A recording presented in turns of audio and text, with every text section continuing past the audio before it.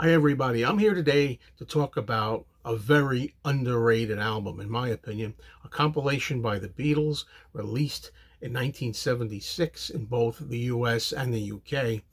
And this is an album that gets picked on, not really so much because of its content, but more for its packaging.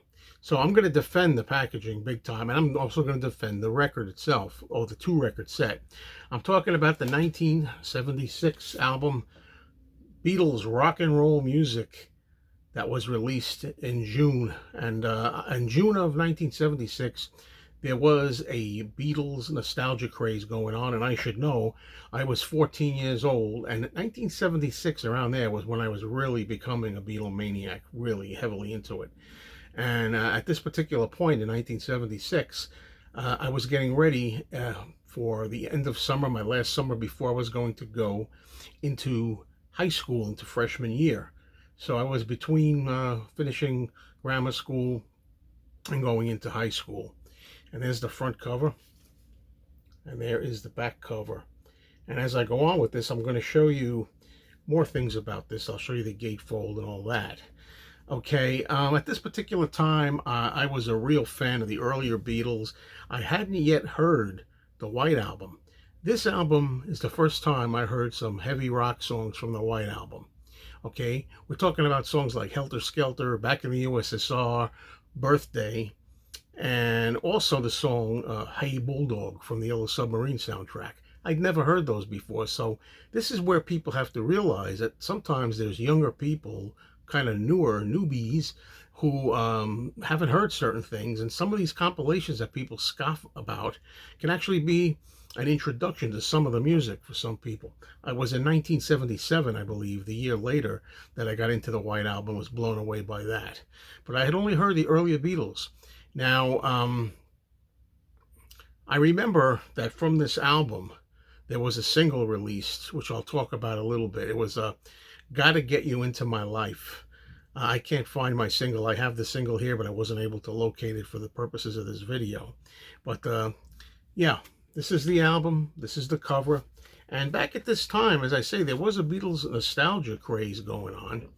And also, TV was very big with Happy Days and Laverne and Shirley, and there was a kind of 1950s resurgence in the early mid 70s. So the 50s were big. That's probably why Capitol Records went with this design. And it's a design that people don't like. I'll get to that as we go on. This was a great collection of heavier rockers. You know, really gave the Beatles some street credit as far as I was concerned back there. And it did do very well. In fact, in the USA, rock and roll music made #2 on the charts.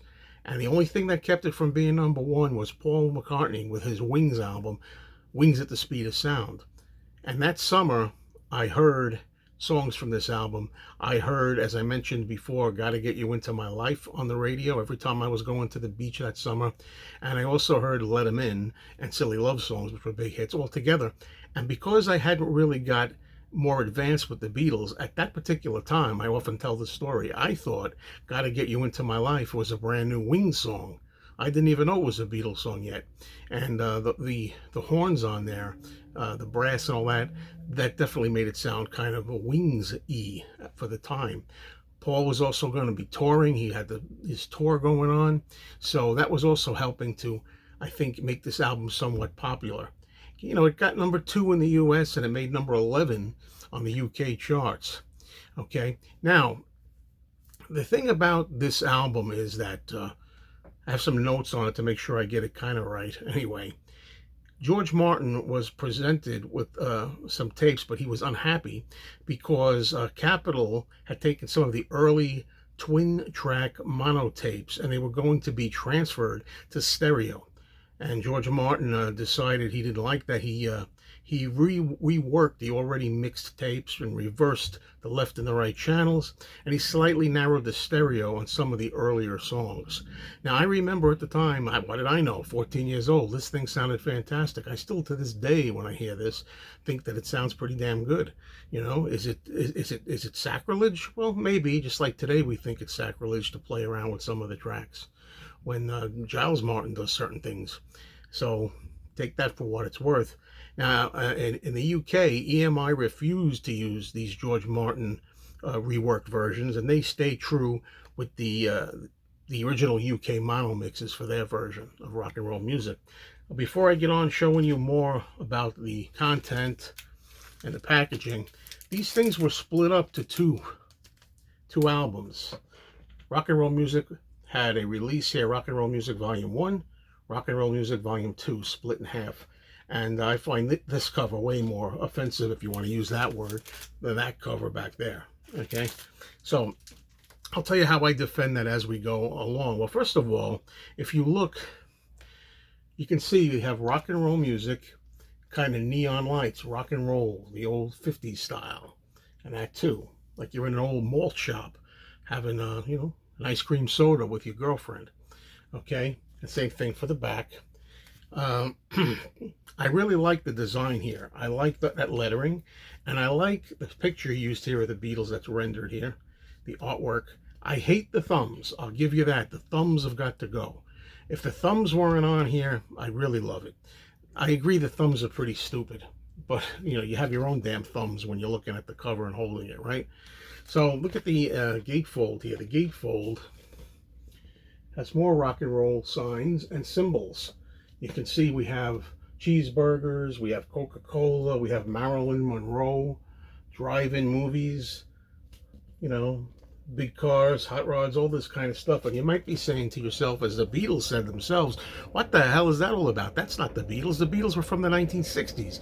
What the hell? This has nothing to do with the Beatles. This is the 1950s, right? And I'll tell you, I'm going to tell you a quote from Ringo Starr. Ringo Starr said, quote, to Rolling Stone magazine, "It made us look cheap, and we were never cheap. All that Coca-Cola and cars with big fins was the 50s. John was offended by the cover as well. He called it a monkey's reject. He said, properly, it looks like a monkey's reject. That's one of the quotes. And John did offer to do a design of his own, and he was declined. Believe it or not, John Lennon offering to do artwork for this, and Capitol said, thanks, but no thanks, don't call us, we'll call you. And he also suggested that maybe they could use old Beatles photographs from Hamburg, Germany, when they were photographed by Astrid Kircher and Jürgen Vollmer. But still, Capitol didn't want to budge with that. Now, you might say that's a great idea, but I love this cover. And you know what? When Ringo says that stuff wasn't us, we weren't the 50s. You weren't the 50s, that's true. Everybody who hates this cover, and that's just about all of you, you're right. It's not the 60s. But what it is rock and roll music. If you're talking about rock and roll music, there are certain kinds of logos and catch pictures, catch phrases, things that fit the 50s. This is honoring rock and roll music, and rock and roll had its birth in the 50s, really, for the most part. And the Beatles embraced American rock and roll. So these were what American rock and roll was. Cars with fins, Marilyn Monroe, going to the drive-in, and going to the hop. So I'm going to show you like a good example of what I mean. I think people don't think of it the way I do, because this isn't saying the Beatles were in the 50s. That's not what this means. It means that rock and roll music has these symbols. All these things that I show you in the gatefold as well inside, when you think rock and roll music, you think 50s, talk about early rock and roll, So just as if you were going to do an album that has a lot of spacey kind of music, you might say music for space, and maybe the letters will have Star Wars type lettering.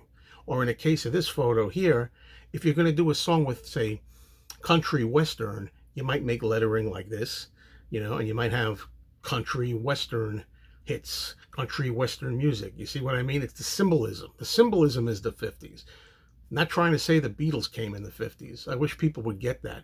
So I think that's really a terrific design. It was a success. You can't really knock it. I mean, it did make number 2 and almost number 1, if not for Wings, in the US in 76. And it had a lot of people, like me, very interested again in the Beatles. Some people that were around in the 60s got reintroduced and reinterested in the Beatles, and some people just became a newbie. I had always loved the Beatles in the 60s when I was just 3, 4, 5, 6 years old. But then as time went on, I forgot about the Beatles. And I didn't get really into really collecting and being a hardcore Beatle nut that I am today until 76. And this album was a very big part of that. So that's pretty much what I have to say about the Beatles rock and roll music compilation. Um, it sounds good to me. I love George Martin's remixes for this particular project. They really stand out. Then again, I'm somebody who loves the original Capitol US mixes anyway. So it just goes to show you. And I don't mind Capitol doing different covers. Now, if we're going to talk about the Real Music album that came along later, I think in 1978 maybe, or no, 1982. That's right, 1982. I have a little bit of argument with that, but even that too has its own merits, as I may get into one of these days. So thank you everybody for watching. Subscribe to the channel if you haven't subscribed already. And I also do live streams from time to time where you can give your opinions in the live comments. See you soon.